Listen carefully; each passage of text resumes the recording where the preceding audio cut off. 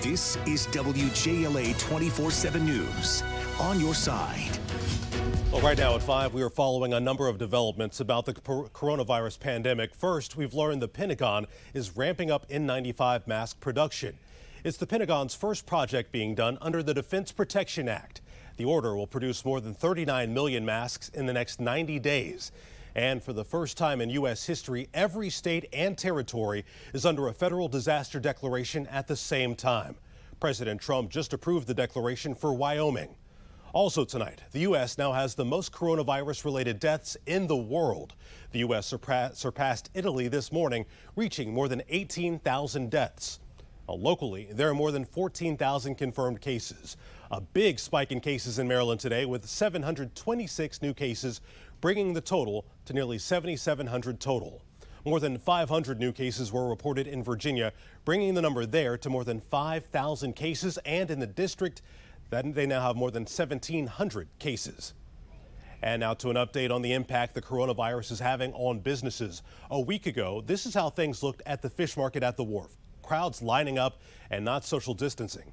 Well, just hours after 7 on your side got this video, the city of D.C. shut that market down. Well, tonight, the fish market is back open. ABC 7's Tobias Rodriguez is live at the wharf with the changes that allowed it to reopen. Tobias. Good evening, Carl. Yes, the fish market here at the wharf in Southwest is back open as long as they can practice safe social distancing. There is a long line right now outside of the fish market. There's a lot of people lined up and they are having to stand 6 feet away from each other. There's red tape on the ground, making sure that people know that they're 6 feet away from the next person. It's max 2 people per family, and you must wear a face mask to enter the fish market. Right now, once you go into the entrance, you still have to practice safe social distancing, making sure that you are 6 feet away from the next person. You can see that the crowd inside the barricades is smaller, but that is because they are making sure that not everyone just rushes into the fish market as soon as they get here. The hours have not changed. They are going to be open until 8 o'clock this evening. People standing in line are a little bit frustrated, but there is a long line, so people are ready to get their fish that they're going to be having for their Easter Sunday supper or breakfast, lunch, whatever they're going to be doing for tomorrow. This is what it looks like here at the fish market in Southwest here at the wharf. Reporting live, Tobias Rodriguez, ABC 7 News. All right, Tobias, thank you very much. Now, another business having to make changes during the pandemic, local farmers markets. This is the first weekend that they are operating under new rules. ABC 7's Katie Kairos has details on what to know before you head out to a farmers market. But I am taking the precautions. I'm using the gloves and the masks. Definitely social distancing. It's my new favorite phrase. Alicia Lewis is a new customer at Arcadia's mobile market at the Deanwood Recreation Center in Northeast D.C. She recently lost her job due to the economic crisis. I'm just trying not to get depressed or, have a bleak outlook about it. It's definitely tense. My focus is to survive, get to the long game, get to the end game, and get to where I'm feeling more comfortable with life and I can proceed. Arcadia takes federal food assistance benefits. It was the first market in D.C. this week to receive a waiver from the city government to open with new social distancing rules in place.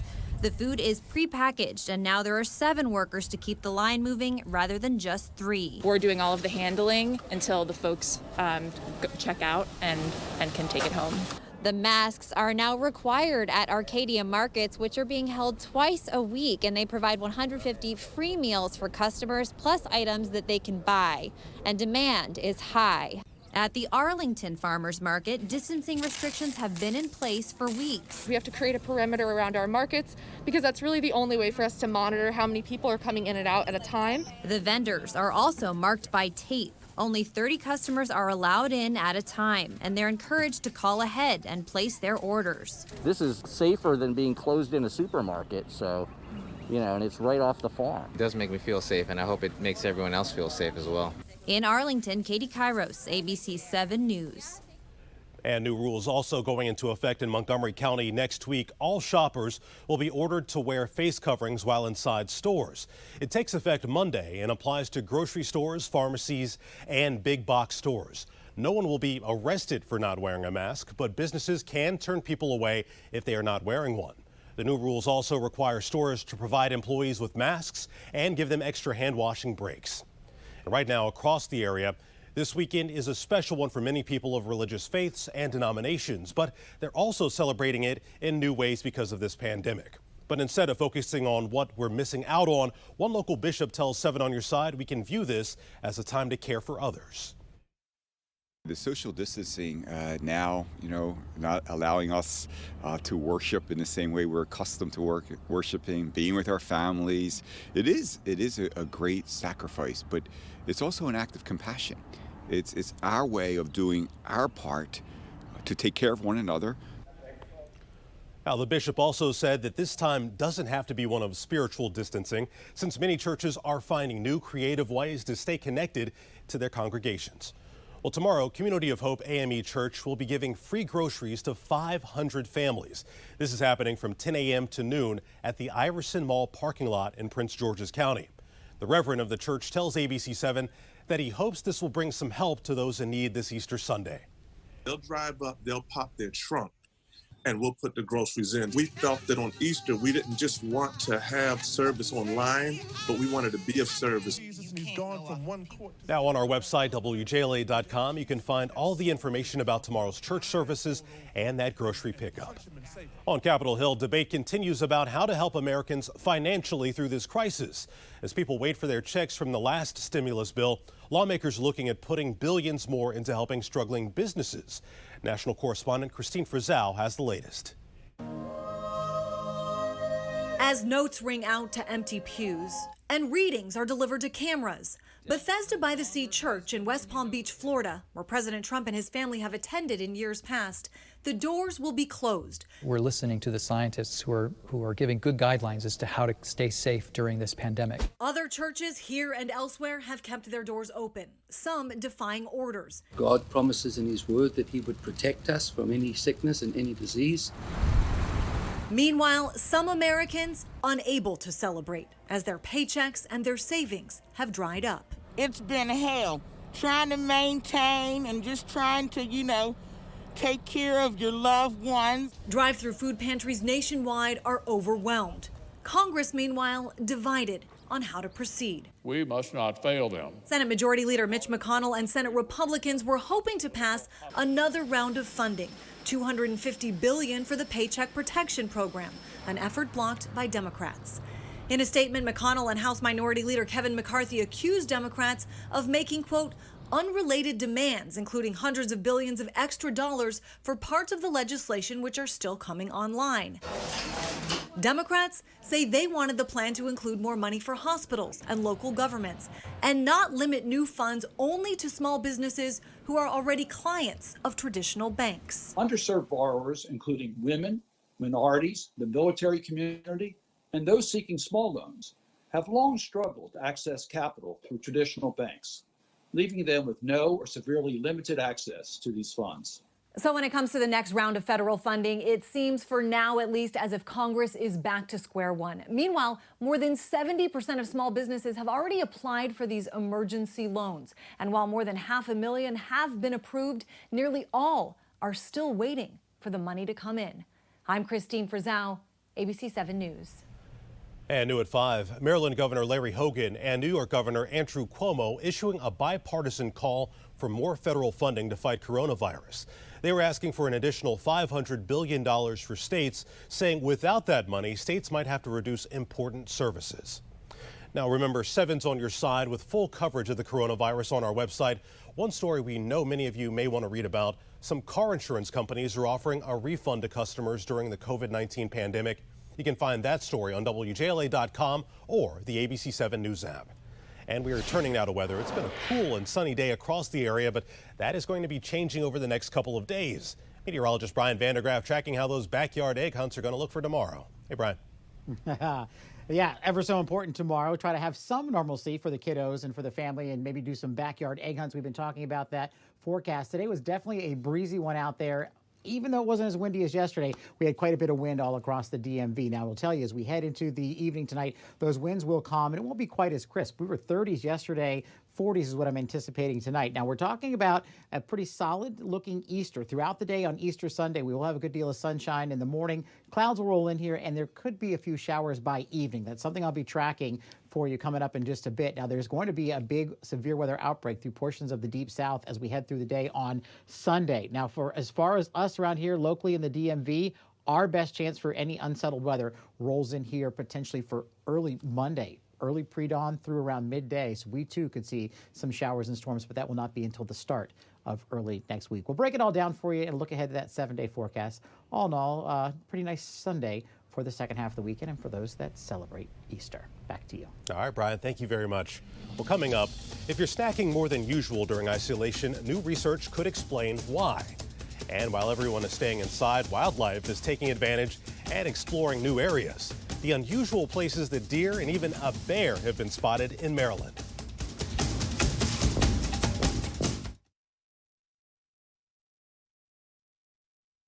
The spread of COVID-19, wildlife is making a comeback. Animals venturing onto empty city streets and into public parks. Dan Lampariello with our Sinclair sister station in Baltimore reports how animals are changing their behavior. A herd of deer in Baltimore City. A bear on the streets in North Carolina, even elk on a football field in Colorado. Across the country, animals are taking back nature.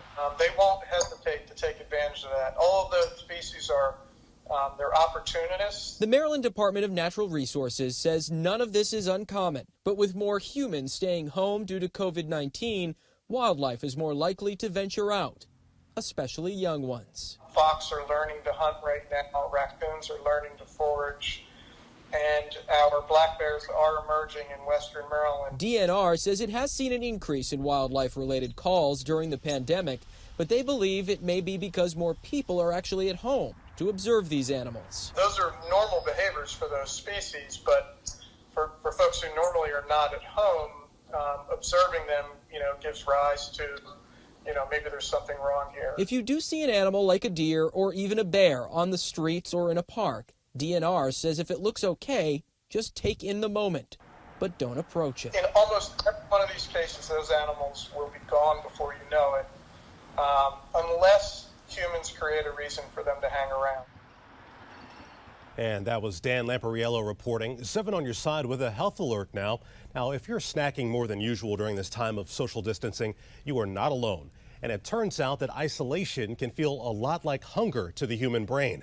That's according to researchers at MIT. Their study shows that loneliness and hunger have the same signals to the brain. They say that shows that human connection is as fundamental as our need to eat. Interesting.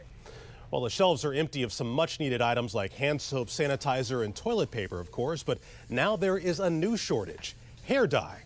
Walmart CEO says hair clippers and hair dye are flying off the shelves since hair salons and barbers are not open. And it turns out sales of hair clippers have increased more than 160%, and hair dye sales are up 23% from this time last year. And one guy I know with a great head of hair right now, who I'm curious how he's making it through all of this, Brian Vandergraff, how you making it, man? Have you taken clippers to your head just yet? Are you making it? I have not, but I saw your post on social, Carl, so I know you're doing a nice little fade there. But you can tell for sure I am not buying any hair dye because the grays and whites are more prevalent now that I'm not getting that tighter little fade that I normally get. Yeah, it's all coming out. Dan. Hey, it's all coming out. You get to see the real me, baby. Let's talk about what's happening outside. Just beautiful on the back deck here today. I mean, honestly, it's been a good day. Yes, there's a bit of a breeze, a little nip in the air, but we have sunshine and things will be pretty calm for tonight and looking pretty solid for Easter as well. But we are tracking our next weather maker late tomorrow night into Monday. Take a look. I want to show you this picture. We love when we get these chime-in photos shared with us, and we got a great one from Alan Graham this morning, who sent a photo of his grandson flying a kite. Alan, thanks for sharing. We'd love to see some positive stuff, especially in these difficult times. You can share your pictures by going to our website, WJLA.com, and clicking on the tab for Chime In. So let's talk about what else is happening out there today. Temperatures in the upper 50s, low 60s. A bit of a breeze out of the west. 13 downtown right now, 12 in Frederick, 10 Winchester, 7 right now in Upper Marlboro. So we have quite a bit of breeze. If you're hanging outside tonight, breezy and cool over the next couple of hours. Sundown this evening at 7:42. As far as those winds, they should calm later tonight. see them picking up tomorrow, but out of a different direction. Take a look when you wake up tomorrow morning, some 40s, maybe even a couple of upper 30s north and west of town. So it will be a cool start to the day tomorrow. Want to show you the big picture, some unsettled weather from the upper Midwest, snow to rain through St. Louis, but down through portions of Texas, severe weather will start to brew. And look at this, our risk for tomorrow, Sunday, showing a moderate risk. That's about as second to highest you can be for portions of the South from Louisiana, portions of Mississippi, Alabama, even over towards Georgia. And that strong weather could be as closer to our neck of the woods by Monday. So we'll be watching as we go under a slight risk for Monday. High pressure in charge now. We'll keep all that unsettled weather at bay for now. Tomorrow, sunshine in the morning and cool throughout your Easter Sunday. Clouds will increase, but I think the rain holds off. Yes, there could be a stray sprinkler shower, but later tomorrow night, some rain. And then early Monday through midday, much like we had last week, some strong showers and thunderstorms will push through for the first half of Monday, but not before temperatures could get to near 80 degrees. So tracking a big storm system, Monday will be our next weather maker, and we'll be watching it carefully. But for your Easter, looking delightful. Added clouds, but those showers should hold off till nighttime. Look at those temperatures tomorrow, near 70 degrees for your Easter Sunday. We're going ahead for Weather Alert Monday. We got to do it just to be on the safe side, folks, and make sure you're weather aware. Download that Stormwatch 7 app. By Tuesday, breezy and a little bit cooler in the upper 50s. Wednesday, more showers. Notice the mid and latter half of the week, definitely on the cooler side. Average this time of year should be closer to about 65 degrees, but should still be good for the Easter egg hunts tomorrow. Carl, that's the latest from here. Back inside to you. All right, Brian, thank you so much. Well, baseball has thrown out several possibilities where games can start sooner than you think. Hear what Nationals' Yan Gomes thinks in his story about the World Series clinching baseball. Sports is next.